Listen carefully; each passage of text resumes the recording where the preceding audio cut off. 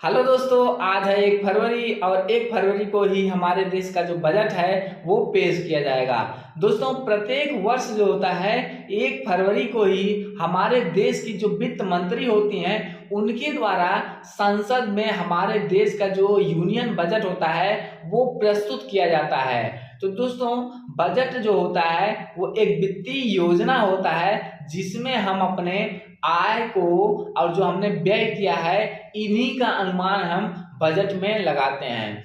तो दोस्तों, हमारे देश का जो पहला बजट पेश किया गया था वो 7 अप्रैल 1860 ईस्वी में जेम्स विल्सन एक अर्थशास्त्री थे, उन्हीं के द्वारा प्रस्तुत किया गया था। और उसके बाद दोस्तों, जब हमारा देश आज़ाद हुआ था उसके बाद आज़ाद होने के बाद 26 नवंबर 1947 को आर के शनमुगम के द्वारा हमारे देश का जो यूनियन बजट है वो प्रस्तुत किया गया था।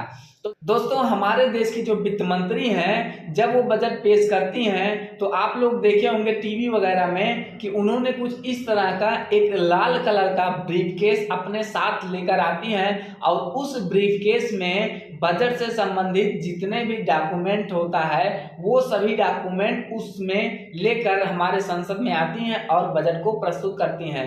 लेकिन दोस्तों, साल 2020 और 21 में जब हमारे देश में कोविड-19 आया हुआ था तो उस समय उन्होंने क्या किया, हमारे देश में पेपरलेस बजट को पेश किया।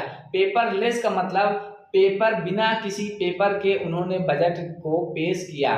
तो दोस्तों, अब जो है हमारे जो वित्त मंत्री हैं जब वो बजट पेश करती हैं तो अब पेपर उनके साथ नहीं होता है बल्कि जो ब्रीफकेस लेकर आती हैं उस ब्रीफकेस में एक टैबलेट होता है और उसी टैबलेट के माध्यम से वो हमारे देश का जो यूनियन बजट होता है वो प्रस्तुत करती हैं।